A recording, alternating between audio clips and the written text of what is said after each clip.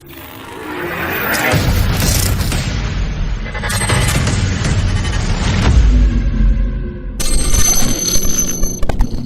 VR game Half-Life, Alyx is set to officially release on March 23. The VR segment of gaming has always been interesting. These games immerse you in fantastic worlds like you're there in real life. There have been a ton of successful games in this space, but one of the most anticipated is Half-Life, Alyx. It's definitely a novel direction that Valve is taking compared to the rest of the Half-Life series. Many were hoping for a legitimate third entry, but a VR title seems pretty interesting in its own right. It will be the first time this series has entered the VR sector, and judging by trailer highlights, it's looking like an amazing experience. We now know the game is set to release officially on March 23. Valve made this announcement on their official Twitter page.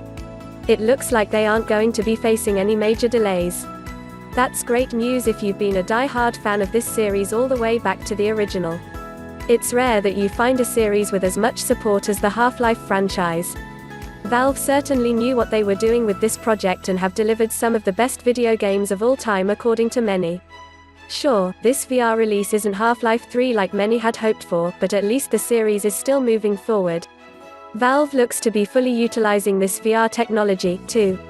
We've seen trailers of some of the gameplay firsthand, where the player moves objects out of the way on a shelf to get bullets.